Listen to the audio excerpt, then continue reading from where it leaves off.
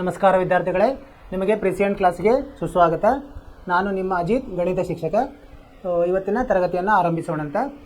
ನಿನ್ನೆ ಏನು ನಾವು ಇದನ್ನು ಚರ್ಚಿಸ್ತಿದ್ವಿ, ನಿನ್ನೆ ಅಭ್ಯಾಸ 4.2 ಶುರು ಮಾಡಿದ್ವಿ. ಅದರಲ್ಲಿ ಏನಿದೆ ಮತ್ತು ಏನು ಕಲ್ತೀವಿ ನಾವು ನಿನ್ನೆ, ಅಪವರ್ತನ ವಿಧಾನದಿಂದ ಸಮೀಕರಣಗಳನ್ನು ಹೇಗೆ ಬಿಡಿಸೋದು ಅಂತ. ಏನು ಮಾಡೋದು, ಈ ವರ್ಗ ಸಮೀಕರಣವನ್ನು ನಾವು ರೇಖಾತ್ಮಕ ಸಮೀಕರಣಗಳ ಎರಡು ರೇಖಾತ್ಮಕ ಸಮೀಕರಣಗಳ ಗುಣಲಬ್ಧವನ್ನಾಗಿ ಅಪವರ್ತಿಸಿದರೆ ಅವನ್ನ ನಾವು ಮೂಲಗಳನ್ನು ಸರಳವಾಗಿ ಕಂಡುಹಿಡಿಯೋದು. ಹೆಂಗೆ ಕಂಡುಹಿಡಿಯೋದು, ಅವು ಒಂದೊಂದನ್ನು ಸೊನ್ನೆಗೆ ನಾವು ಸಮ ಮಾಡಬೇಕು. ಸೊನ್ನೆಗೆ ಸಮ ಮಾಡಿದಾಗ ನಮಗೆ ಮೂಲಗಳು ಸಿಗ್ತವೆ. ಆ ಥರ ಮಾಡೋದನ್ನು ಕಲ್ತಿದ್ವಿ. ಹೆಂಗೆ ಮಧ್ಯದ ಪದವನ್ನು ವಿಭಾಗಿಸಿ ಅಪವರ್ತನಗಳನ್ನು ಮಾಡೋದು. ಇದು ನೀವು 9ನೇ ತರಗತಿಯಲ್ಲಿ ಆವಾಗಲೇ ಕಲ್ತಿದ್ದೀರಿ. ಅದನ್ನು ಇಲ್ಲಿ ಉಪಯೋಗ ತೊಗೊಂಡ್ವಿ. ಅದನ್ನು ಉಪಯೋಗ ತೊಗೊಂಡು ನಾವು ಏನು ಕಂಡುಹಿಡಿದ್ವಿ, 1ನೇದನ್ನು ನಾವು ನಿನ್ನೆ ಮುಗಿಸಿದ್ವಿ. 1ನೇ ಮುಖ್ಯ ಪ್ರಶ್ನೆ. ನಾನು ನಿಮಗೆ ಮನೆ ಕೆಲಸ ಅಂತ ಇವನು ಕೊಟ್ಟಿದ್ದೆ. ಇವು ಏನಿದೆ ವಾಕ್ಯದಲ್ಲಿರೋದನ್ನು ನೀವು ಪ್ರಯತ್ನ ಮಾಡಿರಿ ಅಂತ ನೀವು ಮಾಡಿರ್ಬೋದು. ಇವತ್ತು ಅದನ್ನು ಬಿಡಿಸೋಣಂತೆ. ಇವು 5 ನಿಮಗೆ ಅರ್ಥವಾಗಿದೆ ಅಂತ ತಿಳ್ಕೊಂಡಿದ್ದೀನಿ. ನೀವು ಇನ್ನೊಮ್ಮೆ ಪ್ರಯತ್ನ ಮಾಡಿರಿ ಮತ್ತು ಅದನ್ನು ರೂಢಿ ಮಾಡಿರಿ. ಹೀಗಾಗಿ ಅವು ಅಂದರೆ ಏನಾಗ್ತದೆ, ನಿಮ್ಮ ತಪ್ಪುಗಳು ಕಡಿಮೆ ಆಗ್ತಾ ಹೋಗ್ತದೆ. ನೀವು ಅದರಲ್ಲಿ ನಿಸ್ಸೀಮರಾಗ್ತೀರಿ. ಆಮೇಲೆ ಪರೀಕ್ಷೆ ಟೈಮಲ್ಲಿ ಏನು ನಿಮಗೆ ಹೆದರಿಕೆ ಇರಲ್ಲ. ನೀವು ಅವತ್ತಿನ ಅಭ್ಯಾಸ ಅವತ್ತೇ ಮುಗಿಸ್ಬಿಡೋದು. ಆ ಥರ ಮಾಡ್ಕೊತ ಹೋಗ್ರಿ. ಮತ್ತು ಪುನರಾವರ್ತನೆ ಮಾಡೋದು ತುಂಬ ಮುಖ್ಯ. ಇಲ್ಲಿ ಗಣಿತದಲ್ಲಿ ಅದರದ್ದು ರೂಢಿ ತಪ್ಪಿಡ್ತಂದರೆ ನೆನಪಾರ್ಬಿಡ್ತೀವಿ ನಾವು. ಹೀಗಾಗಿ ನೀವೇನು ಮಾಡಬೇಕು, ಚೆನ್ನಾಗಿ ಪುನರಾವರ್ತನೆ ಮಾಡಬೇಕು. ಸರಿನಾ? ಒಂದು ಟೈಮ್ ಮಾಡಿಕೊಡ್ರಿ. ಟೈಮ್ ಮಾಡಿ ಅವಾಗ ಅದನ್ನು ಓದ್ತೀನಿ, ನಾನು ಇದನ್ನು ಮಾಡ್ತೀನಿ ಅಂತ ಅದನ್ನು ಮಾಡಿ. ಸರಿ. ಈಗ 2ನೇದಕ್ಕೆ ಹೋಗೋಣ ಅಂತ. ಏನಂತ ಹೇಳಿದ್ದಾರೆ, ಉದಾಹರಣೆ 1ರಲ್ಲಿ ನೀಡಿರುವ ಸಮಸ್ಯೆಗಳನ್ನು ಬಿಡಿಸಿ. ಉದಾಹರಣೆ 1ರಲ್ಲಿ ಏನಿದೆಯಪ್ಪ ನೋಡೋಣ ಅಂತ. ಉದಾಹರಣೆ 1 ಅದರದ ಸಮಸ್ಯೆಯನ್ನು ಬಿಡಿಸಿ. ನಾವು ಇಲ್ಲೇನು ಮಾಡಿದ್ವಿ, ಉದಾಹರಣೆ 1ರಲ್ಲಿ ಅಲ್ಲಿ ಸಮೀಕರಣವನ್ನು ರಚಿಸಿದ್ವಿ ನಾವು. ಇಲ್ಲಿದೆ ನೋಡ್ರಿ, ಉದಾಹರಣೆ 1. ಜಾನ್ ಮತ್ತು ಜೀವಂತಿ ಇವರಿಬ್ಬರ ಬಳಿ ಇರುವ ಒಟ್ಟು ಗೋಲಿಗಳ ಸಂಖ್ಯೆ 45 ಅಂತ ಹೇಳಿದ್ದಾರೆ. ಇಬ್ಬರು ತಲಾ 5 ಗೋಲಿಗಳನ್ನು ಕಳೆದುಕೊಂಡರೆ ಇವರ ಬಳಿ ಇರುವ ಗೋಲಿಗಳ ಸಂಖ್ಯೆಯ ಗುಣಲಬ್ಧ 124 ಆಗುತ್ತದೆ. ಹಾಗಾದರೆ ಆರಂಭದಲ್ಲಿ ಅವರ ಬಳಿ ಇದ್ದ ಗೋಲಿಗಳ ಸಂಖ್ಯೆ ಎಷ್ಟು? ಇದನ್ನು ನಾವು ಮೊದಲೇನು ಮಾಡಿದ್ವಿ, ಹಿಂದಿನ ಈ ಉದಾಹರಣೆಯಲ್ಲಿ ನಾವು ರಚಿಸಿದ್ವಿ. ಅದನ್ನೆಲ್ಲ ಬಿಡಿಸೋಣಂತೆ. ಹೆಂಗೆ ರಚಿಸಿದ್ವಿ ಇಲ್ಲಿದೆ ನೋಡಿ. ಏನು ಮಾಡ್ಬೇಕು, ನಾವು ಮೊದಲೇನು ತೊಗೊಂಡ್ವಿ, ಜಾನ್ ಬಳಿ ಇದ್ದ ಗೋಲಿಗಳ ಸಂಖ್ಯೆ x ಆಗಿರಲಿ. ಅದನ್ನು ಬರ್ಕೊಂಡಂತೆ. ಇದು 2ನೇಯ ಪ್ರಶ್ನೆ.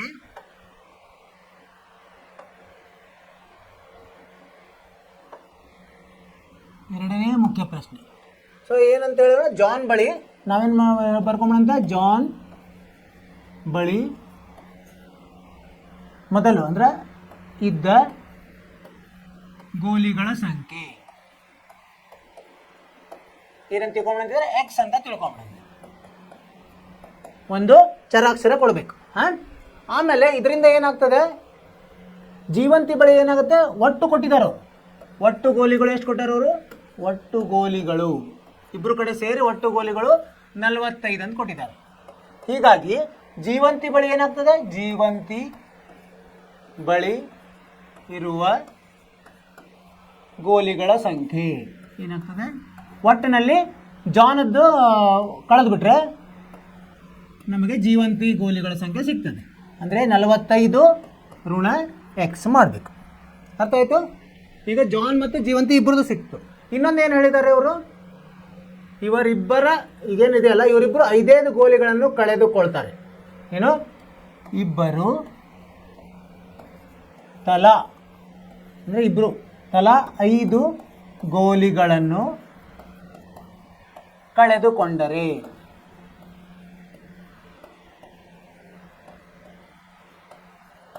ಏನಾಗ್ತದೆ, ಅವಾಗ ಜಾನ್ಗೆ ಗೋಲಿ ಎಷ್ಟಾಗ್ತದೆ, ಜಾನ್ ಬಳಿ ಎಷ್ಟು ಗೋಲಿ ಇರ್ತಾವೆ, ಮೊದಲು ಎಷ್ಟಿದೆ x ಇತ್ತು, 5 ಕಳ್ಕೊಂಡ್ರೆ x ಋಣ 5 ಆಗ್ತದೆ. ಸರಿ. ಆಮೇಲೆ ಜೀವಂತಿ ಬಳಿ ಏನಾಗ್ತದೆ, ಜೀವಂತಿ ಬಳಿ ಎಷ್ಟಾಗ್ತದೆ, ಎಷ್ಟಿದ್ದು 45 ಋಣ x ಇತ್ತು, ಮತ್ತು 5 ಹೋಯಿತು. ಇದನ್ನೇ ಸರಳ ಮಾಡಿದಾಗ ಏನಾಗ್ತದೆ, 45ರಲ್ಲಿ 5 ಹೋದರೆ 40 ಆಗ್ತದೆ. 40 ಮೈನಸ್ x ಆಯಿತು. ಸರಿನಾ? ಈಗ 5 ಗೋಲಿಗಳನ್ನು ಕಳೆದುಕೊಂಡು ಮ್ಯಾಲಿಂದ ಇದೆ ಅವರ ಬಳಿ. ಮುಂದೇನು ಹೇಳ್ತಾರೆ ಅವರು, ಕಳೆದುಕೊಂಡ ಮೇಲೆ ಅವೆರಡು ಏನೇನಿದೆ ಅಲ್ಲ ಅವನ್ನ ಗುಣಿಸಿದ್ರೆ ಅದರದ್ದು ಎಷ್ಟು ಬರ್ತದೆ, 124 ಬರ್ತದೆ. ಏನಂತ ಹೇಳಿದ್ದಾರೆ ಅವರು ಇಲ್ಲಿ, ಜಾನ್ ಗೋಲಿ ಮೊದಲಿಂದಲ್ಲ ಕಳ್ಕೊಂಡ ಮೇಲೆ ಗುಂಡ್ಲೆ ಜೀವಂತಿ ಗೋಲಿ ಎಷ್ಟಾಗ್ತದೆ 124 ಆಗ್ತದೆ. ಇದನ್ನು ಇದರಲ್ಲಿ ಆದೇಶ ಜಾನ್ ಬಳಿ ಎಷ್ಟಿದೆ ಎಕ್ಸ್ ಋಣ 5 ಇದೆ, ಜೀವಂತಿ ಬಳಿ ಎಷ್ಟಿದೆ 40 ಋಣ ಎಕ್ಸ್ ಇದೆ. ಇದು ಸಮ 124. ಈಗ ಇದನ್ನು ಗುಣಿಸೋಣ ಅಂತ. ಎಕ್ಸ್ ಗುಂಡ್ಲೆ 40 ಎಷ್ಟು ಬರ್ತದೆ 40 ಎಕ್ಸ್ ಮತ್ತು ಎಕ್ಸ್ ಗುಂಡ್ಲೆ minus x minus x square minus 5 ಮತ್ತು 40 ಎಷ್ಟು ಬರ್ತದೆ -200 -5 ಮೈನಸ್ ಎಕ್ಸು ಪ್ಲಸ್ 5 ಎಕ್ಸ್ ಆಗ್ತದೆ ಸಮ 124. ಏನು ಮಾಡೋಣಂತೆ ಈಗ ಇದನ್ನು 124 ಇಲ್ಲಿ ತಗೊಳ್ಳೋಣ. ಇದೇನಾಯಿತು ಮೈನಸ್ ಎಕ್ಸ್ ಸ್ಕ್ವೇರ್ ಈಗ ಪ್ಲಸ್ 5 ಎಕ್ಸ್ ಸರಿನಾ.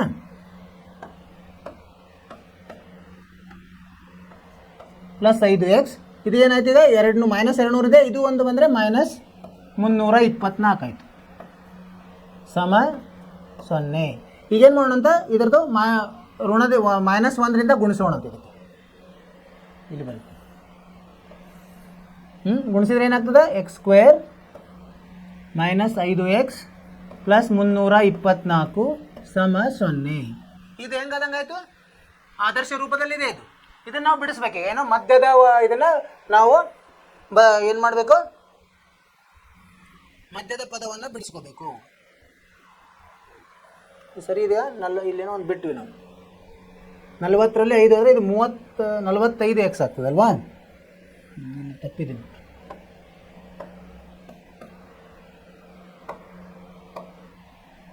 ಎಷ್ಟಾಗ್ತದೆ 45 ಎಕ್ಸ್ ಆಗ್ತದೆ. ಈಗೇನು ಇದನ್ನು ಮಧ್ಯದ ಪದವನ್ನು ಬಿಡಿಸೋದ್ರಿಂದ ನಾವು ಇದನ್ನು ಕಂಡುಹಿಡಬಹುದು. ಏನಿದೆ ಮಧ್ಯದ ಪದ -45 ಇದೆ, ಗುಣಲಬ್ಧ 324 ಇದೆ. ಸೊ ಅಂಥವು ಎರಡು ಇದನ್ನು ಹುಡ್ಕೊಳಂತ. ಈಗ 36 ಮತ್ತು 9 ಎಷ್ಟು ಬರ್ತದೆ 36 ಗುಂಡ್ಲೆ 9 9 54 5 9 27 5 32. ಸೊ ಇದನ್ನು ಕೂಡಿಸಿದ್ರೆ 45 ಬರ್ತದೆ. ಸೊ ಅವನ್ನ ಹಾಕ್ಕೋಬೋದು. ಇಲ್ಲಿ X square minus 36x minus 9x plus 324 ಸಮ 0. ಈಗ ಎರಡು ಗುಂಪುಗಳನ್ನು ಮಾಡೋದು. ಎಕ್ಸು ಇದು ಬರುತ್ತೆ ಸಾಮಾನ್ಯ ಎಕ್ಸ್ ಮೈನಸ್ 36 ಉಳಿತು, ಮೈನಸ್ 9 ಇಲ್ಲಿ ಎಕ್ಸ್ ಮೈನಸ್ 36 ಉಳಿತು.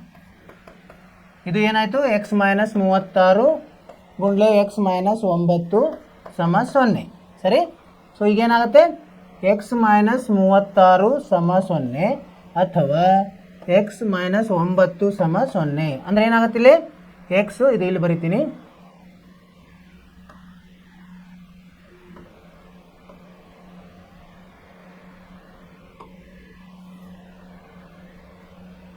ಇದರದ್ದು ಉತ್ತರ ಇಲ್ಲಿ ಬರೋಣ ಅಂತ. ಇದರಿಂದ ಏನಾಗ್ತದೆ ಎಕ್ಸ್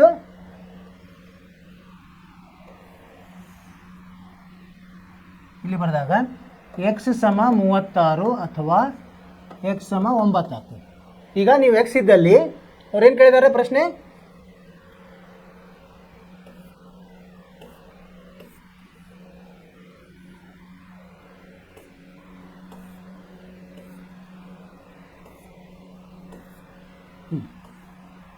ಸಮಸ್ಯೆ ಬಿಡಿಸ್ಬೇಕು ನಾವು. ಅಂದರೆ ಎಕ್ಸ್ ಬಿಡಿಸಿದ್ವಿ. ಈಗ 36 ಜಾನ್ ಬಳಿ ಏನಾಗ್ತದೆ ಎಕ್ಸ್ ಅಂತ ಹೇಳಿದ್ರೆ ಜೀವಂತಿ ಬಳಿ ಎಷ್ಟಾಗ್ತದೆ ಇದನ್ನು ಬರೆಯೋಣ.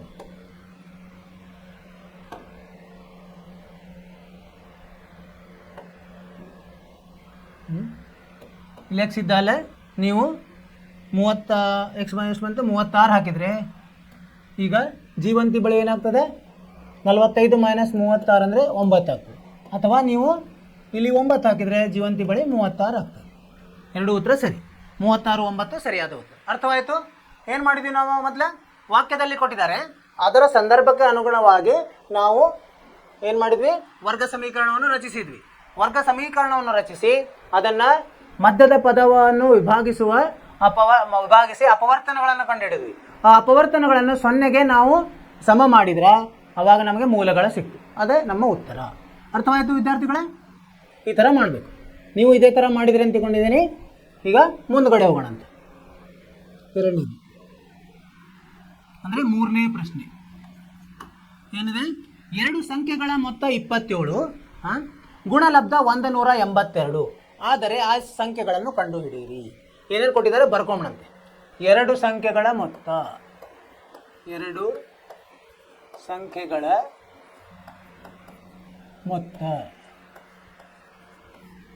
ಎಷ್ಟಿದೆ 27 ಅಂತ ಕೊಟ್ಟಿದ್ದಾರೆ.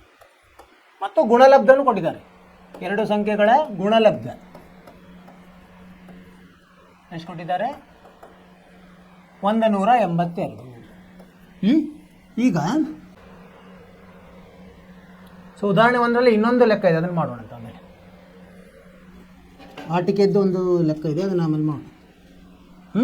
ಈಗ ಇವು ಎರಡು ಸಂಖ್ಯೆಗಳು ಯಾವಂತ ಗೊತ್ತಿಲ್ಲ, ಆದ್ದರಿಂದ ನಾವೇನು ತಿಳ್ಕೊಂಬಂತೆ, ಒಂದು ಸಂಖ್ಯೆ ಎಕ್ಸ್ ಇರಲಿ,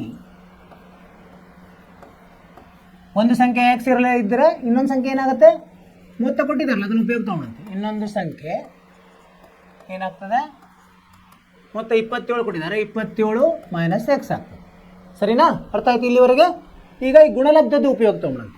ಎರಡು ಸಂಖ್ಯೆಗಳ ಗುಣಲಬ್ಧ, ಆದ್ದರಿಂದ ಎಕ್ಸ್ ಗುಂಡ್ಲೆ 27 ಮೈನಸ್ ಎಕ್ಸ್ ಸಮ ಎಷ್ಟು? 182. ಸರಿ, ಈಗ ಗುಣಿಸೋಣ. 27 ಎಕ್ಸ್ ಮೈನಸ್ ಎಕ್ಸ್ ಸ್ಕ್ವೇರ್, ಇದನ್ನೇ 182 ಈ ಕಡೆ ತೊಗೊಂಡು 182 ಸಮ 0. ಈಗೇನು ಮಾಡೋಣ, ಇದನ್ನು ಋಣ 1ರಿಂದ ಗುಣಿಸೋಣ. ಅವಾಗ ಏನಾಗ್ತದೆ, x square minus 27 X plus 182 ಸಮ 0 ಆಗ್ತದೆ. ಈಗ ಇದು ಯಾವ ಥರ ಇದೆ, ವರ್ಗ ಸಮೀಕರಣ ಇದ್ದಂಗಿದೆ, ಹೌದಿಲ್ಲ? ಇದಕ್ಕೆ ನಾವು ಎರಡು ಸಂಖ್ಯೆಗಳನ್ನು ಹುಡುಕಬೇಕು. ಅದು ಹೆಂಗಿರಬೇಕಂದ್ರೆ, ಎರಡು ಸಂಖ್ಯೆಗಳ ಮೊತ್ತ ಋಣ 27 ಇರಬೇಕು, ಅದರ ಗುಣಾಕಾರ 182. ಅವನೇನು ಮಾಡ್ಬೇಕು, ನೀವು ಅಪವರ್ತನ ಮಾಡಿಕೊಂಡು ಕಂಡುಹಿಡಿಬೇಕು. ಹೆಂಗೆ ಮಾಡೋದು ಅಪವರ್ತನ? 182ನ ಅಪವರ್ತನ ಮಾಡಬೇಕು. 2 9 2 1. ಆಮೇಲೆ ಇದು ಮುಂದೆ ಎದರಿಂದ ಹೋಗ್ತದೆ, 7ರಿಂದ ಹೋಗ್ತದೆ. 7 13 91 13 1. ಈಗ ಇದರಲ್ಲಿ ನಾವು ಇದನ್ನು ಕೂಡಿಸಿ ಇದು 14 ಆಗ್ತದೆ, ಇದು 13 ಆಗ್ತದೆ. ನೋಡೋಣ, ಮೈನಸ್ 13 ಮೈನಸ್ 14 ಎಷ್ಟು ಬರ್ತದೆ? ಮೈನಸ್ 27 ಬರ್ತದೆ. ಮೈನಸ್ 13 ಗುಂಡ್ಲೆ ಮೈನಸ್ 14 ಎಷ್ಟು ಬರ್ತದೆ? 182. ಸೊ ಇದು ಇದಕ್ಕೆ ಹೊಂದಾಣಿಕೆ ಆಗ್ತದೆ. ಆ ಥರ ಬಿಡಿಸ್ಕೊಂಬೋಣ. X square minus 13 x minus 14 x plus 182 ಸಮ 0. ಈಗೇನೇನು ಇದರಲ್ಲಿ ಇವೆರಡು ಗುಂಪು ಮಾಡ್ಕೊಂಡು ಏನು ಸಾಮಾನ್ಯ? ಎಕ್ಸ್ ಸಾಮಾನ್ಯ, ಎಕ್ಸ್ ಮೈನಸ್ 13 ಆಯಿತು. ಇಲ್ಲಿ ಮೈನಸ್ 14 ಸಾಮಾನ್ಯ, ಎಕ್ಸ್ ಮೈನಸ್ 13 ಆಯಿತು ಸಮ 0. ನೋಡಿ, ಇದೆರಡು ಒಂದೇ ಇದೆ ಇಲ್ಲ? ಸೊ ಇದು ಮತ್ತೆ ಸಾಮಾನ್ಯ ತೊಗೊಂಡಂತ ಎಕ್ಸ್ ಮೈನಸ್ 13, ಇನ್ನೊಂದು ಕಂಸದಲ್ಲಿ ಎಕ್ಸ್ ಮೈನಸ್ 14 ಸಮ 0. ಅಂದರೆ ಇದರರ್ಥ ಏನು? ಎಕ್ಸ್ ಮೈನಸ್ 13 ಸಮ 0 ಅಥವಾ ಎಕ್ಸ್ ಮೈನಸ್ 14 ಸಮ 0. ಎಕ್ಸ್ ಸಮ 13 ಅಥವಾ ಎಕ್ಸ್ ಸಮ 14. ಈಗ ನೋಡಿ ಏನಾಯ್ತು, ಈಗ ಎರಡು ಸಂಖ್ಯೆಗಳು. ಇಲ್ಲಿ ಏನಾದರೂ ಒಂದು ಸಂಖ್ಯೆಗೆ ಎಕ್ಸ್ ಅಂತ ಹಿಡಿದೀವಿ. ಸೊ ಉತ್ತರ ಏನು ಬರೀಬೋದು ನಾವು? ಉತ್ತರ ಏನಂತ, ಒಂದು ಸಂಖ್ಯೆ ಈಗ ಎಕ್ಸ್ ಅಂತ ಹಿಡಿದಿದ್ವಲ್ಲ, ಒಂದು ಸಂಖ್ಯೆ ಎಕ್ಸ್ ಸಮ ಏನಿರ್ಬೋದು? 13 ಇರ್ಬೋದು ಅಥವಾ 14, 13 ಅಥವಾ 14. ಸೊ ಇನ್ನೊಂದು ಸಂಖ್ಯೆ ಏನಾಗ್ತದೆ? ಇನ್ನೊಂದು ಸಂಖ್ಯೆ ಏನಂತ ತಿಳ್ಕೊಂಡಿದ್ದೀವಿ ನಾವು? 27 ಮೈನಸ್ ಎಕ್ಸ್ ಅಂತ ತಿಳ್ಕೊಂಡು 27 ಮೈನಸ್ ಎಕ್ಸ್. ಅವಾಗ ಏನಾಗ್ತದೆ? 13 ತೊಗೊಂಡ್ರೆ ಇದು 14 ಆಗ್ತದೆ, 14 ತೊಗೊಂಡ್ರೆ 13 ಆಗ್ತದೆ. ಸೊ ಇದು ನಮ್ಮ ಉತ್ತರ. ಅರ್ಥವಾಯಿತು ವಿದ್ಯಾರ್ಥಿಗಳೇ? ಏನು ಮಾಡಿದ್ವಿ ನಾವಿಲ್ಲಿ? ಅವರು ಕೊಟ್ಟಿದ್ದಾರೆ ಇಲ್ಲಿ ಏನೇನು ಏನು ಸಂದರ್ಭಗಳನ್ನು. ಎರಡು ಸಂಖ್ಯೆಗಳ ಮೊತ್ತ 27, ಎರಡು ಸಂಖ್ಯೆಗಳ ಗುಣಲಬ್ಧ 182. ಸೊ ಅವಾಗ ಏನು ಮಾಡಿದ್ವಿ ನಾವು? ಊಹಿಸಿದ್ವಿ.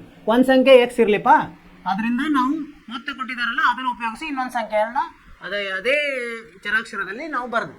ಅದೇನು ಬಂತು? 27 ಮೈನಸ್ ಎಕ್ಸ್ ಬಂತು. ಆಮೇಲೆ ಇವು ಎರಡನ್ನು ಗುಣಿಸಿದಾಗ ಗುಣಲಬ್ಧ ಕೊಟ್ಟಿದ್ದಾರೆ ಅವರು ಎಷ್ಟು?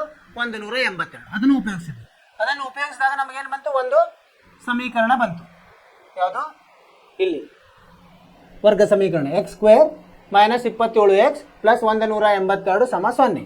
ಇದು ಮಧ್ಯದ ಪದವನ್ನು ನಾವು ವಿಭಾಗಿಸಿ ಅಪವರ್ತನಗಳನ್ನು ಕಂಡುಹಿಡಿದ್ವಿ. ರೇಖಾತ್ಮಕ ಅಪವರ್ತನಗಳು ಯಾವ್ಯಾವು? X minus 13 x minus 14. So ಇದನ್ನು 0ಗೆ ನಾವು ಅದನ್ನು ಸಮೀಕರಿಸಿದಾಗ ನಮಗೆ ಎಕ್ಸ್ ಬೆಲೆ ಬಂತು. ಸೊ ಇಲ್ಲಿ ನಮಗೆ ಎರಡು ಸಂಖ್ಯೆಗಳು ಈ ಥರ ಸಿಕ್ಕು. ಅರ್ಥವಾಯಿತು ವಿದ್ಯಾರ್ಥಿಗಳೇ? ನೀವು ಇದೇ ಥರ ಮಾಡಿದಿರಿ ಅಂತ ತಿಳ್ಕೊಂಡಿದ್ದೀನಿ. ನಿಮ್ಮದು ಉತ್ತರ ಸರಿಯಾಗಿ ಬಂದಿದೆ ಅಲ್ವಾ? ಈಗ ಮುಂದಿನ ಪ್ರಶ್ನೆಗೆ ಹೋಗೋಣ. 4ನೇ ಪ್ರಶ್ನೆ ಏನಿದೆ ಓದೋಣ. ಎರಡು ಅನುಕ್ರಮ ಅಂದ್ರೇನು? ಒಂದಾಗಿಂದ ಇನ್ನೊಂದು ಅನುಕ್ರಮ ಧನ ಪೂರ್ಣಾಂಕಗಳು, ಅಂದರೆ ಧನ ಇರಬೇಕು, ಅದರ ಚಿಹ್ನೆ ಧನ ಇರಬೇಕು, ಋಣ ಅಲ್ಲ. ಧನ ಪೂರ್ಣಾಂಕಗಳ ವರ್ಗಗಳ ಮೊತ್ತವು 365 ಆದರೆ ಆ ಸಂಖ್ಯೆಗಳನ್ನು ಕಂಡುಹಿಡಿಯಿರಿ. ನಾವೇನು ಕೊಟ್ಟಿದ್ದಾರೆ? ಮೊತ್ತ ಕೊಟ್ಟಿದ್ದಾರೆ. ಎದರ ಮೊತ್ತ? ಎರಡು ಅನುಕ್ರಮ ಅಂದರೆ ನಾವೇನು ತಗೊಂಡಂತೆ ಧನ ಪೂರ್ಣಾಂಕಗಳು. ಒಂದೇನಿರಲಿ, ಒಂದು ಧನ ಪೂರ್ಣಾಂಕ, ಇದನ್ನು ಊಹಿಸ್ಬೇಕು. ಎಕ್ಸ್ ಇರಲಿ. ಅನುಕ್ರಮ ಅಂದರೆ ಒಂದಾಗಿಂದ ಇನ್ನೊಂದು, ಮುಂದೆ ಬರೋ ಧನ ಪೂರ್ಣಾಂಕ ಯಾವುದು, ಅದಕ್ಕೆ ಒಂದನ್ನು ಸೇರಿಸಿದಾಗ ಅವಾಗ ಏನಾಗ್ತದೆ, ಇನ್ನೊಂದು ಧನ ಪೂರ್ಣಾಂಕ ಏನಾಗ್ತದೆ, ಎಕ್ಸ್ ಪ್ಲಸ್ 1 ಆಗ್ತದೆ. ಅವ್ರೇನು ಹೇಳಿದಾರ, ಅವುಗಳ ಸರಿಯಾಗಿ ಓದ್ಕೊಂಡು ಎರಡು ಅನುಕ್ರಮ ವರ್ಗಗಳ ಮೊತ್ತ, ಅಂದರೆ ಇವನು ವರ್ಗ ಮಾಡಿ ಆಮೇಲೆ ಮೊತ್ತ ಮಾಡಬೇಕು. ಸೊ ಆದ್ದರಿಂದ ಎಕ್ಸ್ದು ವರ್ಗ ಏನು, X square plus X plus 1 ಇದರದ್ದು ವರ್ಗ. ಇದು ಎಷ್ಟಿಗೆ ಸಮ, ಎಷ್ಟಂತ ಕೊಟ್ಟಿದ್ದಾರೆ ಅವರು, 365 ಅಂತ ಕೊಟ್ಟಿದ್ದಾರೆ. ಸೊ ಇದು ಅದು ಸಂದರ್ಭ. ಈ ಸಂದರ್ಭವನ್ನು ಉಪಯೋಗಿಸಿ ನಾವೇನು ಮಾಡೋಣ ಅಂತ, ವರ್ಗ ಸಮೀಕರಣಗಳನ್ನು ಕಂಡುಕೊಳ್ಳೋಣ. ಇದನ್ನು ಬಿಡಿಸಿದಾಗ ಏನಾಗ್ತದೆ, ಎಕ್ಸ್ ಸ್ಕ್ವೇರ್, ಇದು A plus B whole square ಅಥವಾ ವರ್ಗದ್ದು ನೀವು ನೆನಪಿಡಬೇಕು. ಏನು ಬರ್ತದೆ ಇಲ್ಲಿ, X square plus 2x plus 1 ಸಮ 365. ಇದನ್ನು ಇಲ್ಲೇನಾಗ್ತದೆ, ಇದನ್ನು ಸರಳ ಮಾಡಿದಾಗ X square plus x square 2x square plus 2x plus ಇದು ಮೈನಸ್ ಆಗ್ತದೆ, ಇದು 360 ಈ ಕಡೆ ಬಂದರೆ ಮೈನಸ್ ಆಗ್ತದೆ, ಋಣ 365 ಈ ಕಡೆ ಬಂದರೆ ಮೈನಸ್ 365 ಆಯ್ತು, ಒಂದು ಕೂಡಿಸಿದ್ರೆ ಋಣ 364 ಸಮ 0. ಈಗೇನು ಮಾಡೋಣ, ಇದಕ್ಕೆಲ್ಲ 2ರಿಂದ ಭಾಗಿಸಿದಾಗ ಸರಳ ಮಾಡ್ಕೊಂಡು, ಇನ್ನೂ ಸರಳ ಮಾಡ್ಕೊಂಡು ಭಾಗ ಹೋಗ್ತಿದ್ರೆ ಮಾಡಬೇಕು. ಇದೇನಾಗ್ತದೆ, ಎಕ್ಸ್ ಸ್ಕ್ವೇರ್ ಉಳಿತದೆ, ಇಲ್ಲಿ ಎಕ್ಸ್ ಉಳಿತದೆ, ಆಮೇಲೆ ಮೈನಸ್ 182 ಸಮ 0. ಈಗ ಇದು ಹೆಂಗಿದೆ, ವರ್ಗ ಸಮೀಕರಣದ ಆದರ್ಶ ರೂಪದಲ್ಲಿದೆ. ಇದು ಸಹ ಇತ್ತು, ಇದೂ ಇದೆ. ಇದಕ್ಕೇನು ಮಾಡ್ಬೇಕು, ನಾವೀಗ ಮಧ್ಯದ ಪದವನ್ನು ವಿಭಾಗಿಸಿ ನಾವು ಅಪವರ್ತನಗಳನ್ನು ಕಂಡುಹಿಡಿದ್ವಿ. ಹೆಂಗೆ ಕಂಡುಹಿಡಿದು, ಈಗ 182 ಬರಬೇಕು ಗುಣಿಸಿದ್ರೆ, ಆಮೇಲೆ ಕೂಡಿಸಿದ್ರೆ 1 ಬರಬೇಕು. ಅಂಥವು 2 ಅಂಕೆಗಳನ್ನು ನಾವು ಅಪವರ್ತನ ವಿಧಾನದಿಂದ ಕಂಡುಹಿಡಿಯೋಣ. 2 9 2 1 ಅವಾಗಿತ್ತಲ್ಲ, ಅದೇ ಬರ್ಬೋದು ನಾವು. ಈ ಹಿಂದಿನ ಉದಾಹರಣೆಯಲ್ಲಿ ಆಗಿತ್ತು 7 13 13 1. ಸೊ ಇವೆರಡು ಬರ್ತದೆ 14 13. ಎಕ್ಸ್ ಸ್ಕ್ವೇರ್ ಪ್ಲಸ್ 14x ಋಣ 13x ಋಣ 182 ಸಮ 0. ಈಗ 2 ಗುಂಪುಗಳನ್ನು ಮಾಡೋಣಂತೆ. ಇಲ್ಲಿ ಎಕ್ಸ್ ಸಮ ಎಕ್ಸ್ ಪ್ಲಸ್ 14 ಮೈನಸ್ 13 ಸಾಮಾನ್ಯ ಎಕ್ಸ್ ಪ್ಲಸ್ 14 ಸಮ 0. ಇದನ್ನ ಹೆಂಗೆ ಬರೀಬೋದು ನಾವು, ಎಕ್ಸ್ ಪ್ಲಸ್ 14 ಸಾಮಾನ್ಯ ಎಕ್ಸ್ ಮೈನಸ್ 13 ಸಮ 0. ಇದರ ಅರ್ಥವೇನು, ಎಕ್ಸ್ ಪ್ಲಸ್ 14 0ಗೆ ಸಮ ಅಥವಾ ಎಕ್ಸ್ ಋಣ 13 0ಗೆ ಸಮ. ಅಂದರೆ ಎಕ್ಸ್ ಬೆಲೆ ಎಷ್ಟಾಯ್ತು, ಇಲ್ಲಿ ಮೈನಸ್ 14 ಆಯಿತು, ಇಲ್ಲಿ ಎಕ್ಸ್ ಬೆಲೆ 13 ಆಯಿತು. ಅವ್ರೇನು ಹೇಳೋ, ಧನ ಪೂರ್ಣಾಂಕ ಅಂದರೆ ನಾವು ಇದನ್ನು ಮಾತ್ರ ತಗೋಬೇಕಾಗ್ತದೆ, ಧನ ಇದ್ದಾಗ. ಹೀಗಾಗಿ ಏನು ಬರ್ತದೆ, ಅಂಕೆ ಇದು ಸಂಖ್ಯೆಗಳು, 2 ಸಂಖ್ಯೆಗಳು ಏನಾಗ್ತವೆ, ಸಂಖ್ಯೆಗಳು. ಒಂದು ಎಕ್ಸ್ ಅಂದರೆ ಏನು ತೊಗೊಂಡ್ವಿ, 13 ತೊಗೊಂಡ್ವಿ. ಇನ್ನೊಂದು ಎಕ್ಸ್ ಪ್ಲಸ್ 1 ಅಂದರೆ 13 14 ಸರಿಯಾದ ಉತ್ತರ.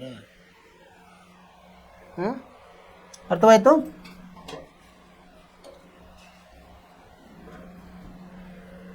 ನೀವು ಇದನ್ನು ಬೇಕಾದರೆ ತಾಳೇನೂ ಮಾಡಿ ನೋಡ್ಬೋದು, ನೀವು ಮನೆಯಲ್ಲಿ ಮಾಡಿ. ಏನಂದರೆ ಇದರಲ್ಲಿ ಹಾಕಿ ನೋಡ್ಬೋದು, ಇದು ಉತ್ತರ ಬರ್ತದೆ ಇಲ್ಲ.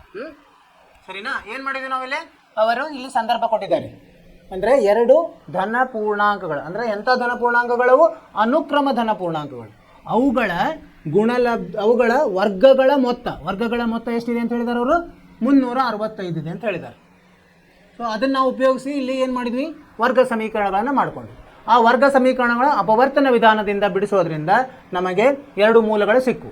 ಅದರಲ್ಲಿ ನಮಗೆ ಇದಕ್ಕೆ ಸರಿಯಾಗಿ ಹೊಂದಾಣಿಕೆ ಆಗೋದು ಅವರು ಧನ ಪೂರ್ಣಾಂಕಗಳಿರೋದ್ರಿಂದ ನಮಗೆ 13 ಇಲ್ಲಿ ಅದಕ್ಕೆ ಹೋಲಿಕೆ ಆಗ್ತದೆ. 13 ತೊಗೊಂಡು 2 ಸಂಖ್ಯೆಗಳನ್ನು ಕಂಡಿದ್ದೀವಿ. ನೀವು ಹೀಗೆ ಮಾಡಿದಿರಿ, ನಿಮ್ಮದು ಉತ್ತರ ಸರಿಯಾಗಿ ಬಂದಿದೆ. ಬಂದಿಲ್ಲ ಅಂದರೆ ನೋಡಿರಿ ಎಲ್ಲಿ ನೀವು ತಪ್ಪಿದಿರಿ, ಅದನ್ನು ಹೋಲಿಕೆ ಮಾಡಿಕೊಡ್ರಿ. ಮತ್ತು ನೀವು ಸರಿಯಾಗಿ ಬಂದಿದ್ರೆ ಅಂತಾರೆ ಒಳ್ಳೆ ಧನ್ಯವಾದಗಳು. ಪ್ರಯತ್ನ ಮಾಡಬೇಕು, ಪ್ರಯತ್ನ ಮಾಡಿದಂಗೆ ನಮಗೆ ಅದರಲ್ಲಿ ನೈಪುಣ್ಯತೆ ಜಾಸ್ತಿ ಆಗ್ತದೆ. ಸರಿನಾ? ಈಗ ಎಷ್ಟನೇದಾಯಿತು, 4ನೇದಾಯಿತು. ಮುಂದೆ 5ನೇ ಪ್ರಶ್ನೆ. ಒಂದು ಲಂಬಕೋನ ತ್ರಿಭುಜದ ಎತ್ತರವು ಅದರ ಪಾದಕ್ಕಿಂತ 7 ಸೆಂಟಿಮೀಟರ್ ಕಡಿಮೆ ಇದೆ. ಲಂಬಕೋನ ತ್ರಿಭುಜ ಗೊತ್ತಲ್ಲ, ಅಂದ್ರೇನು, ಒಂದು ಒಳಗಡೆ ಕೋಣೆ ಲಂಬಕೋನ ಇರ್ತದೆ. ಅದರ ವಿಕರ್ಣದ ಉದ್ದವು, ವಿಕರ್ಣ ಅಂದರೆ ಯಾವುದು ದೊಡ್ಡದಿರ್ತದಲ್ಲ ಅದಕ್ಕೆ ವಿಕರ್ಣ ಅಂತ, ದೊಡ್ಡ ಬಾಹು ವಿಕರ್ಣ. ವಿಕರ್ಣದ ಉದ್ದವು 13 ಸೆಂಟಿಮೀಟರ್ ಆದರೆ ಉಳಿದೆರಡು ಬಾಹುಗಳ ಉದ್ದಗಳನ್ನು ಕಂಡುಹಿಡಿಯಿರಿ. ಇಲ್ಲೇನು ಮಾಡೋಣ ನಾವು ಮೊದಲು ಒಂದು ಲಂಬಕೋನ ಚಿತ್ರ ತೆಗೆಯೋಣ ಅಂದರೆ ನಮಗೆ ಅರ್ಥ ಆಗ್ತದೆ.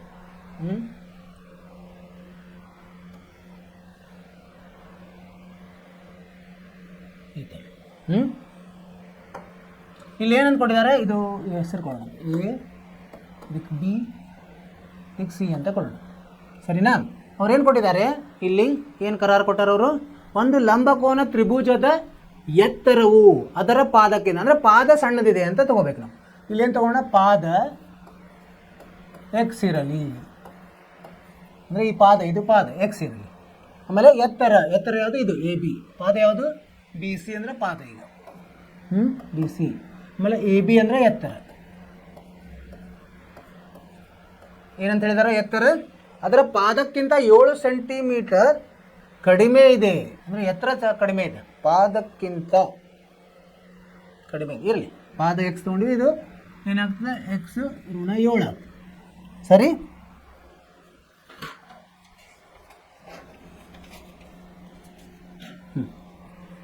ಆಮೇಲೆ ಏನು ಕೊಟ್ಟಿದ್ದಾರೆ ಅವರು, ವಿಕರ್ಣದ ಉದ್ದ. ವಿಕರ್ಣ ಯಾವುದಿದ್ರಾಗ, ಎ ಸಿ ವಿಕರ್ಣ ಎಷ್ಟು ಕೊಟ್ಟಿದ್ದಾರೆ, 13 ಸೆಂಟಿಮೀಟರ್. ಇಲ್ಲಿ ಇದು ಎಕ್ಸ್ ಆಗುತ್ತೆ, ಇದು ಎಕ್ಸ್ ಮೈನಸ್ 7, ಇದು 13.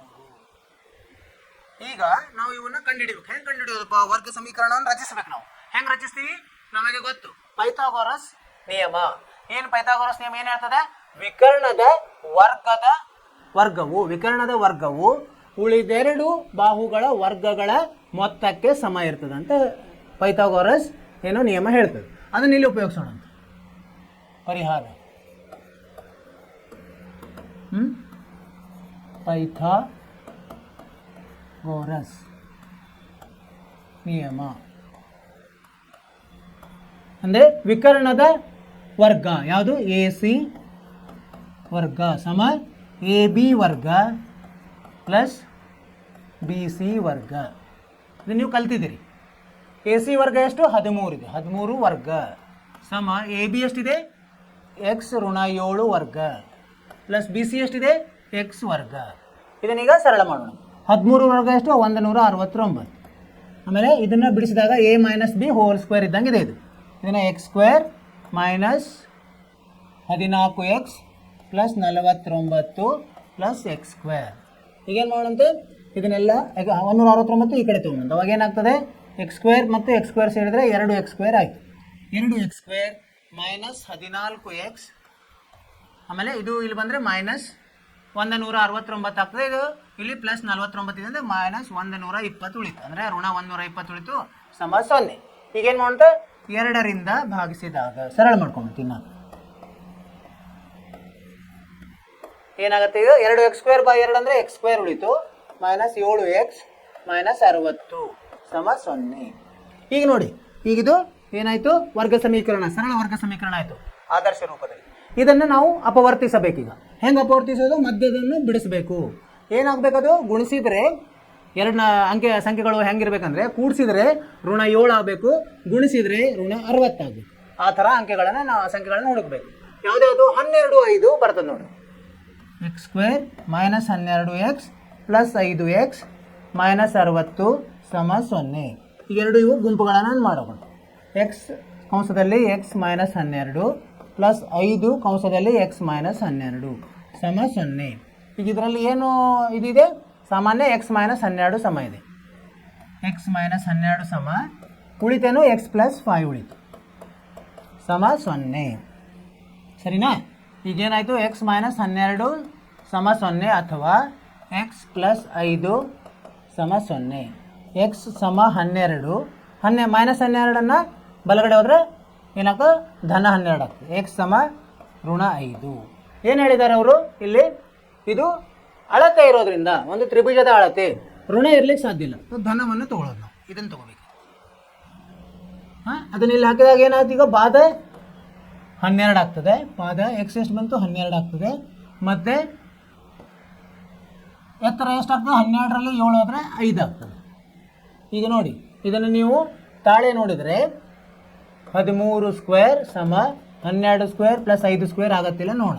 13 ಸ್ಕ್ವೇರ್ 169, 12 ಸ್ಕ್ವೇರ್ ಎಷ್ಟು 144, 5 ಸ್ಕ್ವೇರ್ 25, ಅಂದರೆ ಇದೇನಾಯಿತು 169 ಆಯಿತು. ತಾಳೆನೂ ಆಯ್ತು. ಈ ಥರ ತಾಳೆನೂ ನೋಡ್ಬೋದು ನಾವು ಮಾಡಿ ಸರಿ ಇದೆಯಲ್ಲ ಅಂತ ಪರೀಕ್ಷಿಸಲು. ಅರ್ಥವಾಯ್ತು? ಈಗ ಹೇಳ್ತೀನಿ ನಿಮಗೆ ಹೆಂಗಂತ. ಹೇಗೆ ಮಾಡಿದ್ವಿ ನಾವು? ಮೊದಲು ಲಂಬ ಕೋನ ತ್ರಿಕೋನ, ಸೊ ಅದರಲ್ಲಿ ಅದನ್ನು ಚಿತ್ರವನ್ನು ಬಿಡಿಸಿಬಿಟ್ರೆ ನಮಗೆ ಸರಳವಾಗಿ ಅರ್ಥ ಆಗ್ತದೆ. ಅದು ಬಿಡಿಸಿ ಅವ್ರೇನು ಹೇಳಿದ್ದಾರೆ, ಎತ್ತರವು ಪಾದಕ್ಕಿಂತ 7 ಸೆಂಟಿಮೀಟರ್ ಕಡಿಮೆ ಆಗಿದೆ, ವಿಕರ್ಣವು 13 ಸೆಂಟಿಮೀಟರ್ ಇದೆ. ಹೀಗಾಗಿ ನಾವು ಮೊದಲೇನು ತೊಗೊಂಡ್ವಿ, ಪಾದವನ್ನು ಎಕ್ಸ್ ಅಂತ ತೊಗೊಂಡ್ವಿ, ಅದು ಎತ್ತರ ಏನಾಗ್ತದೆ x-7 ಆಗ್ತದೆ. ಸೊ ನಮಗೆ ಪೈಥಾಗೋರಸ್ ನಿಯಮವನ್ನು ಇಲ್ಲಿ ಅನ್ವಯಿಸಿದ್ವಿ. ಅನ್ವಯಿಸಿದಾಗ ಏನಾಯಿತು, ವಿಕರ್ಣದ ವರ್ಗ ಅಂದರೆ ಎಷ್ಟು 13 ವರ್ಗ, 13ರ ವರ್ಗ ಸಮ ಇನ್ನೊಂದು ಬಾಹುವಿನ 2 ಬಾಹುಗಳ ವರ್ಗಗಳ ಮೊತ್ತ, ಅಂದರೆ x-7 ವರ್ಗ ಮತ್ತು ಪ್ಲಸ್ x ವರ್ಗ. ಇದನ್ನು ಬಿಡಿಸಿದಾಗ ನಮಗೇನು ಸಿಕ್ತು, ಒಂದು ವರ್ಗ ಸಮೀಕರಣ ಸಿಕ್ತು. ಯಾವುದು ವರ್ಗ ಸಮೀಕರಣ? ಇಲ್ಲಿದೆ ನೋಡಿ, ಇದು ವರ್ಗ ಸಮೀಕರಣ. ಈ ವರ್ಗ ಸಮೀಕರಣವನ್ನು ಅಪವರ್ತಿಸಿದಾಗ ನಮಗೇನು ಸಿಕ್ತು, 2 ರೇಖಾತ್ಮಕ ಇವು ಸಿಕ್ಕು ಬಹುಪದೋಕ್ತಿಗಳು. ಅವುಗಳನ್ನು 0ಗೆ ನಾವು ಸಮ ಮಾಡಿದಾಗ ನಮಗೆ ಬೆಲೆಗಳು ಬಂತು, ಮೂಲ ಬೆಲೆಗಳು. ಇಲ್ಲಿ ಒಂದು ಋಣ ಬಂತು, ಒಂದು ಧನ ಬಂತು. ನಮಗೆ ಇದು ಅಳತೆ ಆಗಿರೋದ್ರಿಂದ ಅಳತೆಗಳು ಋಣ ಇರುವುದಿಲ್ಲ, ಧನ ಇರ್ತವೆ. ಅದನ್ನು ತೊಗೊಂಡು 12 ತೊಗೊಂಡಾಗ ನಮಗೆ ಪಾದ 12 ಆಯಿತು, ಎತ್ತರ 5 ಸೆಂಟಿಮೀಟರ್. ಇದನ್ನು ನಾವು ತಾಳೆ ಸತೆ ನೋಡಿದ್ವಿ, ತಾಳೆಯಲ್ಲಿಯೂ ಸಹ ಇದು ಪಾಸ್ ಆಗ್ತಾ ಇದೆ. ಹೀಗಾಗಿ ನಮ್ಮ ಉತ್ತರ ಸರಿ. ಅರ್ಥವಾಯ್ತು ನಿಮಗೆ? ಇದನ್ನು ನೀವು ಹೀಗೆ ಮಾಡಿದರೆ ಅಂತ ತಿಳ್ಕೊಂಡಿದ್ದೀನಿ, ನಿಮಗೂ ಇದೇ ಉತ್ತರ ಬಂದಿರುತ್ತೆ. ಸರಿ ಆಯಿತು. ಈಗ 5ನೇ ಪ್ರಶ್ನೆ ಆಯಿತು. 6ನೇ ಪ್ರಶ್ನೆ ಏನಿದೆ? 6ನೇ ಪ್ರಶ್ನೆ, ಒಂದು ಗುಡಿ ಕೈಗಾರಿಕೆಯು ಅಂದರೆ ಸಣ್ಣ ಗುಡಿ ಕೈಗಾರಿಕೆ ಅಂದರೆ ಸಣ್ಣ ಚಿಕ್ಕದು ಗುಡಿ ಕೈಗಾರಿಕೆ ಒಂದು ದಿನದಲ್ಲಿ ನಿರ್ದಿಷ್ಟ ಸಂಖ್ಯೆಯ ಮಡಿಕೆಗಳನ್ನು ತಯಾರಿಸುತ್ತದೆ. ಏನು ತಯಾರು ಮಾಡ್ತದೆ? ಮಡಿಕೆಗಳನ್ನು. ಒಂದು ನಿರ್ದಿಷ್ಟ ದಿನದಲ್ಲಿ ಪ್ರತಿ ಮಡಿಕೆ ಉತ್ಪಾದನಾ ವೆಚ್ಚ, ಒಂದೊಂದು ಮಡಿಕೆದು ಎಷ್ಟು ಉತ್ಪಾದನೆ ಮಾಡಲಿಕ್ಕೆ ಎಷ್ಟು ಖರ್ಚಾಗ್ತದೆ, ಅದು ಎಷ್ಟು ಅಂದರೆ ಆ ದಿನ ತಯಾರಿಸಿದ ಮಡಿಕೆಗಳ ಸಂಖ್ಯೆ 2ರಷ್ಟಕ್ಕಿಂತ 3 ಹೆಚ್ಚಾಗಿರೋದನ್ನು ಗಮನಿಸಲಾಯಿತು. ಅದಕ್ಕೊಂದು ಅವುಗಳ ನಡುಕಿನ ಸಂಬಂಧವನ್ನು ಕೊಟ್ಟಿದ್ದಾರೆ. ಆ ದಿನದ ಒಟ್ಟು ಉತ್ಪಾದನಾ ವೆಚ್ಚ 90 ರೂಪಾಯಿ. ಆದರೆ ಆ ದಿನ ತಯಾರಿಸಿದ ಮಡಿಕೆಗಳ ಸಂಖ್ಯೆಯನ್ನು ಹಾಗೂ ಪ್ರತಿ ಮಡಿಕೆ ವೆಚ್ಚವನ್ನು ಕಂಡುಹಿಡಿಯಿರಿ ಅಂತ ಹೇಳಿದ್ದಾರೆ. ಇಲ್ಲಿ ನಾವು ಚರಾಕ್ಷರವನ್ನು ಊಹಿಸಬೇಕು. ಯಾವುದು ಊಹಿಸೋಣ? ಮೊದಲೇ ಪ್ರತಿ, ಎರಡನೇದು ಕೊಟ್ಟಿದ್ದಾರಲ್ಲ, ಒಂದು ದಿನದ ನಿರ್ದಿಷ್ಟ ಸಂಖ್ಯೆ ಇಲ್ಲಿದೆ ನೋಡಿ, ಅದನ್ನು ಮೊದಲ ಎಕ್ಸ್ ಅಂತೀವಿ. ಆ ದಿನದ ತಯಾರಿಸಿದ ಮಡಿಕೆಗಳ ಸಂಖ್ಯೆಯು 2ರಷ್ಟಕ್ಕಿಂತ, ಅದನ್ನು ನಾವು ಎಕ್ಸ್ ಅಂತ ತಗೊಂಡು, ತಯಾರಿಸಿದ ಮಡಿಕೆಗಳು ಒಂದು ದಿನದಲ್ಲಿ ತಯಾರಾದ ಮಡಿಕೆಗಳ ಸಂಖ್ಯೆ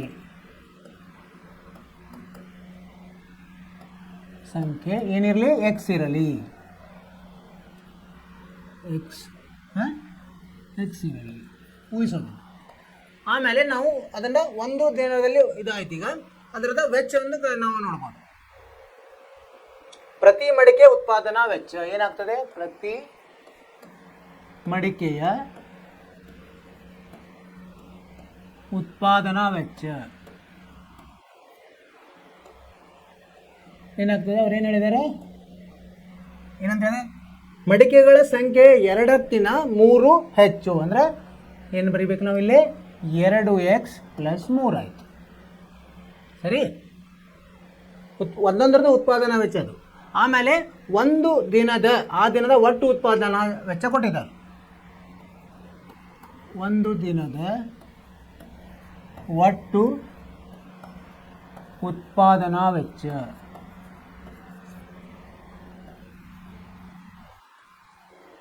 ಎಷ್ಟಿದೆ? ಉತ್ಪಾದನಾ ವೆಚ್ಚ 90 ರೂಪಾಯಿ ಅಂತ ಕೊಟ್ಟಿದ್ದಾರೆ.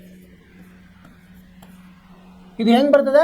ಒಂದು ದಿನದಲ್ಲಿ ತಯಾರಾಗಿರುವ ಮಡಿಕೆಗಳ ಸಂಖ್ಯೆ ಗುಣಲಬ್ಧ ಪ್ರತಿ ಮಡಿಕೆ ಉತ್ಪಾದನಾ ವೆಚ್ಚದಿಂದ ಇದು ಬರ್ತದೆ. ಅದನ್ನು ಉಪಯೋಗಿಸೋಣ ಅಂತೀಗ.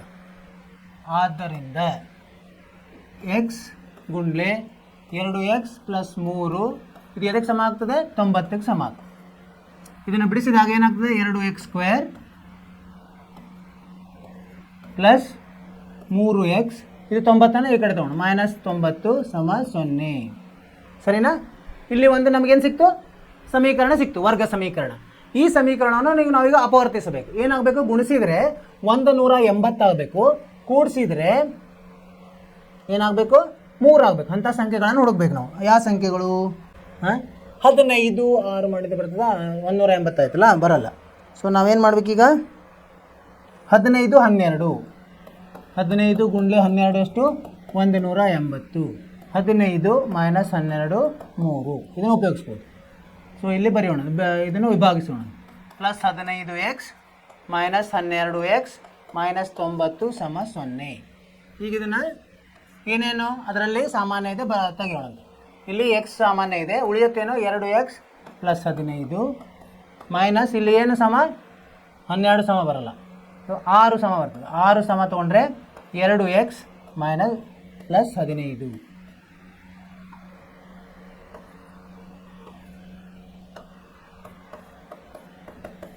ಈಗ ಇದರಲ್ಲಿ ಇವೆರಡು ಸಮ 2x ಪ್ಲಸ್ 15. ಇನ್ನೊಂದರಲ್ಲಿ ಏನು ಉಳಿತದೆ? x ಮೈನಸ್ 6 ಉಳಿತದೆ ಸಮ 0. ಇಲ್ಲಿ 2x ಪ್ಲಸ್ 15 ಸಮ 0 ಅಥವಾ x ಮೈನಸ್ 6 0ಗೆ ಸಮ. ಇದು x ಏನಾಗುತ್ತೆ? ಮೈನಸ್ 15 ಭಾಗಲಬ್ಧ 2. ಇಲ್ಲಿ x ಸಮ 6 ಆಗ್ತದೆ. ಇಲ್ಲಿ ಏನು x ಅಂದರೆ ಏನು ಹೇಳಿದ್ವಿ ನಾವು? ಒಂದು ದಿನದಲ್ಲಿ ತಯಾರಾದ ಮಡಿಕೆಗಳು, ಅದನ್ನು ಋಣ ಇರ್ಲಿಕ್ಕಂದ್ರೆ ಸಾಧ್ಯವಿಲ್ಲ. ಹೀಗಾಗಿ ಇದನ್ನು ತೊಗೋಬೇಕಾಗ್ತದೆ ನಾನು x ಬೆಲೆ. ಇಲ್ಲಿ x 6 ಆದರೆ ಇಲ್ಲಿ ಎಷ್ಟಾಯ್ತು? ಉತ್ಪಾದನಾ ವೆಚ್ಚ 2 ಗುಂಡ್ಲೆ 6 12 15 ರೂಪಾಯಿ ಆಗ್ತದೆ. ನೋಡಿ, ಅವೆರಡನ್ನು ನೀವು ತಾಳೆ ಹೆಂಗೆ ನೋಡ್ಬೋದು, ಅವೆರಡನ್ನು ಗುಣಿಸಿದ್ರೆ ಎಷ್ಟು ಬರ್ತದೆ? 90 ಬರ್ತದೆ. ಸರಿಯಾದ ಉತ್ತರ. ಸರಿನಾ? ಏನು ಮಾಡಿದ್ವಿ ನಾವು? ಅವರು ಸಂದರ್ಭಗಳನ್ನು ಕೊಟ್ಟಿದ್ದಾರೆ, ಆ ಸಂದರ್ಭವನ್ನು ಉಪಯೋಗಿಸಿದ್ವಿ. ಅದಕ್ಕೆ ಚರಾಕ್ಷರಗಳನ್ನು ಕೊಟ್ಟಿವಿ, ಒಂದೇ ಚರಾಕ್ಷರ, ಆ ಚರಾಕ್ಷರಲ್ಲಿ ಇನ್ನೊಂದನ್ನು ಹೇಳಬೇಕಾಗ್ತದೆ ನಾವು. ಸೊ ಹೀಗಾಗಿ ಅದರಲ್ಲಿ ನಮಗೇನು ಬಂತು? ಅವರು ಗುಣಲಬ್ಧವನ್ನು ಕೊಟ್ಟಿದ್ದಾರೆ. ಅಂದರೆ ಏನು? ಒಟ್ಟು ಉತ್ಪಾದನಾ ವೆಚ್ಚ. ಒಟ್ಟು ಉತ್ಪಾದನಾ ವೆಚ್ಚ ಎದುರ್ದಿರ್ತದೆ ಅವತ್ತಿನ ದಿವಸದಲ್ಲಿ ಮಾಡಿದ ಒಟ್ಟು ಸಂಖ್ಯೆಗಳು ಮತ್ತು ಗುಣಲಬ್ಧ ಒಂದೊಂದರದ್ದು ವೆಚ್ಚ ಅವನ್ನೆಲ್ಲ ಗುಣಿಸಿದ್ರೆ ಒಟ್ಟು ವೆಚ್ಚ ಬರ್ತದೆ. ಅದನ್ನು ನಾವಿಲ್ಲಿ ಉಪಯೋಗಿಸಿ ನಾವು ಸಮೀಕರಣವನ್ನು ತಯಾರು ಮಾಡಿದ್ವಿ. ಆ ಸಮೀಕರಣವನ್ನು ಅಪವರ್ತಿಸಿದಾಗ ನಮಗೇನು ಬಂತು? 2 ಮೂಲಗಳು ಬಂದು, ಒಂದು ಮೂಲ ಧನ ಇದೆ, ಒಂದು ಮೂಲ ಋಣ ಇದೆ. ಇಲ್ಲಿ ಆಟಿಗೆ ಇರೋದ್ರಿಂದ ಅವು ಋಣ ಇರಲಿಕ್ಕೆ ಸಾಧ್ಯವಿಲ್ಲ. ಧನವನ್ನು ತೊಗೊಂಡ್ವಿ ನಾವು. ಯಾವುದು ಧನ? 6. ಸೊ ಅದನ್ನು ನಾವು ಪ್ರತಿ ಮಡಿಕೆ ಉತ್ಪಾದನಾ ವೆಚ್ಚದಲ್ಲಿ ನಾವು ಅದನ್ನು ಆದೇಶಿಸಿದಾಗ ನಮಗೆ ಪ್ರತಿ ಮಡಿಕೆ ಉತ್ಪಾದನಾ ವೆಚ್ಚವೂ ಬಂತು. ಹೀಗಾಗಿ ಇವು ನಮ್ಮ ಉತ್ತರ ಏನು? 16 ಮತ್ತು 15 ರೂಪಾಯಿ. ಅದನ್ನು ತಾಳೆ ಸದ ನೋಡಿದ್ವಿ ನಾವು. ಏನಂದರೆ ಗುಣಿಸಿದ್ರೆ ನೋಡಿ, 6 ಗುಂಡ್ಲೆ 15 ಎಷ್ಟು ಬಂತು? 90. ಅವ್ರು ಹೇಳಿದ ಪ್ರಕಾರ ಇದನ್ನು ಸರಿ ಹೋಯ್ತು. ತಾಳೆ ಸರಿ. ಏನಾದರೂ ನೀವು ಮಾಡ್ಲಿಕ್ಕೆ ಹೇಳಿದ್ವಿ, ನೀವು ಇದನ್ನು ಮಾಡಿದ್ರೆ ಅಂತಿಕೊಂಡಿದ್ದೀನಿ, ನಿಮಗೂ ಇದೇ ಉತ್ತರ ಬಂದಿರ್ತದೆ. ಬಂದಿಲ್ಲ ಅಂದರೂ ಇಲ್ಲಿ ನೋಡಿ, ಹೋಲಿಕೆ ಮಾಡಿರಿ, ಎಲ್ಲಿ ಯಾವ ಹಂತದಲ್ಲಿ ನಾವು ತಪ್ಪಿದ್ವಿ ಅಂತೇಳಿ. ಸೊ ಅದರಿಂದ ನಿಮ್ಮದು ಸರಿ ಹೋಗ್ತದೆ. ನೀವೇನು ಮಾಡಬೇಕು?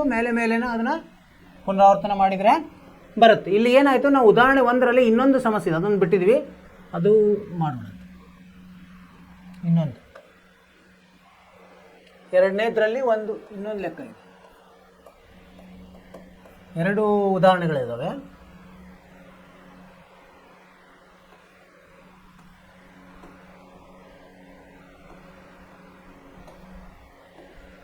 ಒಂದು ಮಾಡಿದ್ವಿ, ಇನ್ನೊಂದು ಮಾಡಲಿಲ್ಲ. ಹೀಗಾಗಿ ಇದನ್ನು ಮಾಡೋಣ.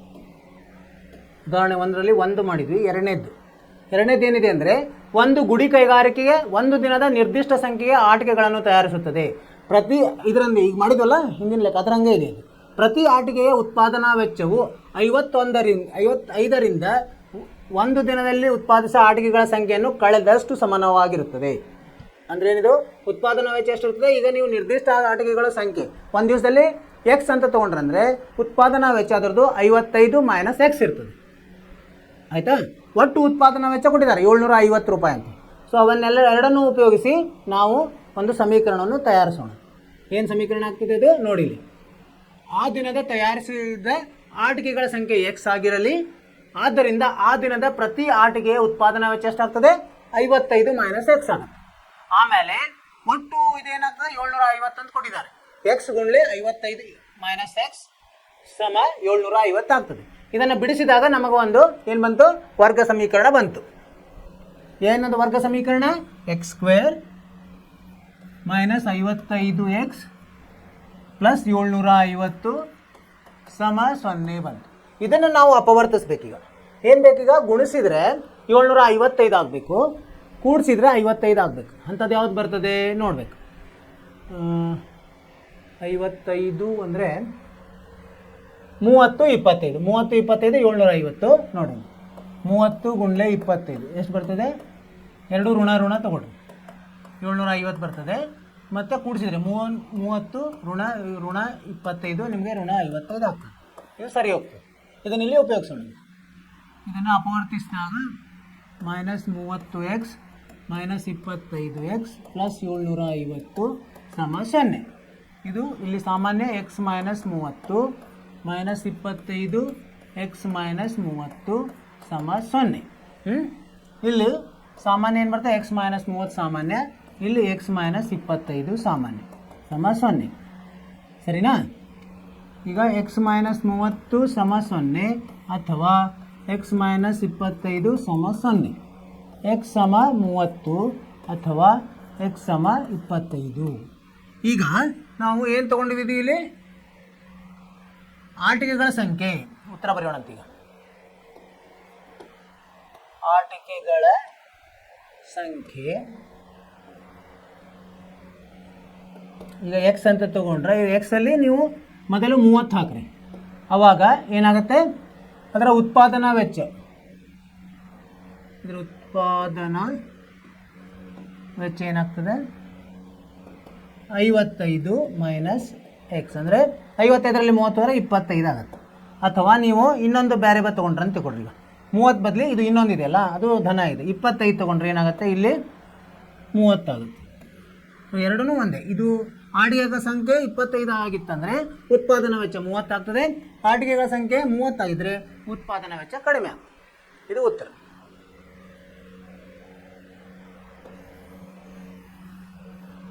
ಇಲ್ಲೇನಾಯ್ತು ನಮ್ಮದು?